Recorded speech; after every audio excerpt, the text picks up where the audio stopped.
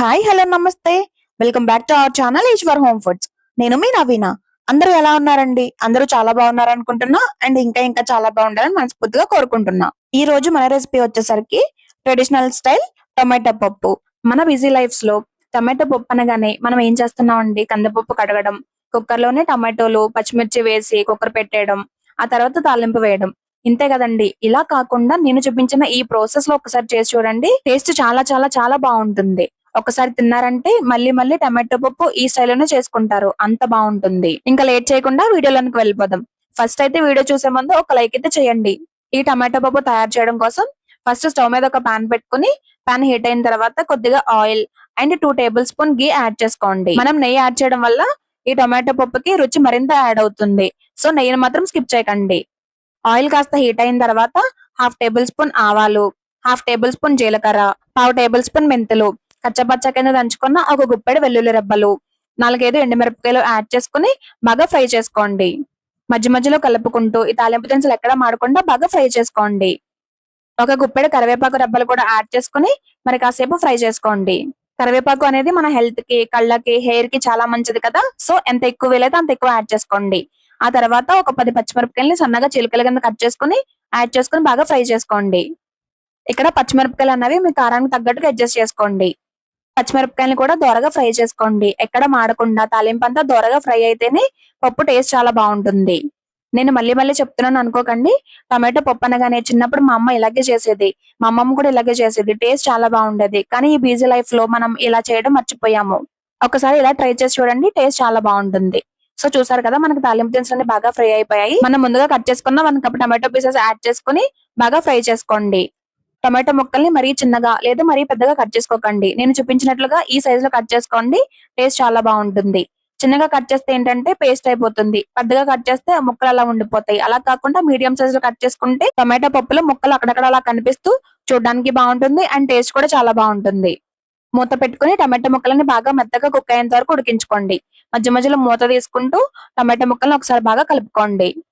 చూసారు కదండి, టమాటో ముక్కలు బాగా మగ్గిపోయాయి. ఇప్పుడు మనం రుచికి సరిపడినంత సాల్ట్ యాడ్ చేసుకోండి. పావు టేబుల్ స్పూన్ పసుపు, 2 table spoons red chilli powder add చేసుకుని మరొకసారి బాగా మిక్స్ చేసుకోండి. ఇక్కడ రెడ్ చిల్లీ పౌడర్ అనేది మీ టేస్ట్ కు తగ్గట్టుగా అడ్జస్ట్ చేసుకోండి.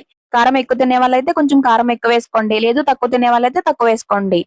మొత్తం అన్ని బాగా మిక్స్ చేసుకున్న తర్వాత ముందుగా నానబెట్టుకున్న చింతపండు నుంచి రసం తీసుకుని యాడ్ చేసుకోండి. ఒకసారి బాగా మిక్స్ చేసుకుని మూత పెట్టుకుని టమాటో ముక్కలన్నీ బాగా ఉడికి దగ్గర పడేంత వరకు ఉడికించుకోండి. నేనైతే ముందుగానే 1 గ్లాస్ కందిపప్పుని కుక్కర్లో 3 విజిల్స్ వచ్చేంత వరకు ఉడికించుకుని పక్కన ఉంచుకున్నాను. చూసారు కదా, కుక్కర్లోని ప్రెషర్ అంతా పోయిన తర్వాత లిడ్ ఓపెన్ చేసుకుని కందిపప్పుని పప్పు గుత్తితో బాగా మ్యాష్ చేసుకుందాం.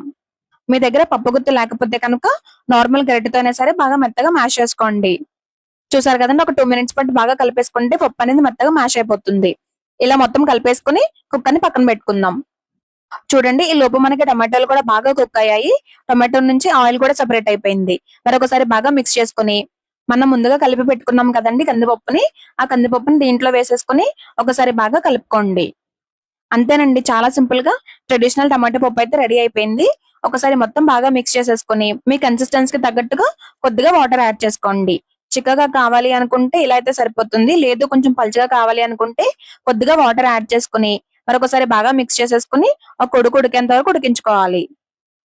చూసారు కదండి, టమాటా పప్పు అయితే బాయిల్ అవడం స్టార్ట్ అయింది. ఒకసారి బాగా మిక్స్ చేసుకుని లిడ్ పెట్టుకుని ఒక 2 మినిట్స్ పాటు మళ్ళీ ఉడికించుకోండి. మధ్య మధ్యలో కలుపుకుంటూ ఒక 2 to 3 మినిట్స్ పాటు ఉడికించుకుంటే మన ట్రెడిషనల్ టమాటా పప్పు అయితే రెడీ అయిపోయింది. ఈ టమాటా పప్పుని వేడివేడి అన్నంలో వేసుకుని అలా ఆవకాయ ముక్క వేసుకుని పైనుంచి నెయ్యి పోసుకుని కలుపుకొని తింటుంటే అబ్బబ్బబ్బబ్బబ్బా అమృతంలా ఉంటుందండి. ఒకసారి మీరు ఖచ్చితంగా టేస్ట్ చేయాల్సిందే. మీరు కూడా ఒకసారి ఖచ్చితంగా ట్రై చేసి మీకు ఈ రెసిపీ ఎలా కుదిరిందో కమెంట్స్ లో చెప్పండి. అలాగే ఈ వీడియో నచ్చితే ఒక లైక్ చేయండి. మీ ఫ్రెండ్స్ అండ్ ఫ్యామిలీకి షేర్ చేయండి. ఇలాంటి మరిన్ని హెల్దీ అండ్ ట్రెడిషనల్ రెసిపీస్ కోసం మన ఈశ్వర్ హోమ్ ఫుడ్స్ ఛానల్ ని తప్పకుండా సబ్స్క్రైబ్ చేసుకోండి. పక్కనే ఉన్న బెల్ ఐకాన్ ని ప్రెస్ చేయండి. అప్పుడు నేను వీడియో పెట్టిన వెంటనే మీకు నోటిఫికేషన్ వస్తుంది. Thank you for watching. మీరు ఇచ్చే ఒక్క లైక్ నాకు మరిన్ని వీడియోస్ చేయడానికి మోటివేషన్ ఇస్తుంది. మళ్ళీ మరో సరికొత్త రెసిపీతో కలుద్దాం. అంతవరకు సెలవు, నమస్తే.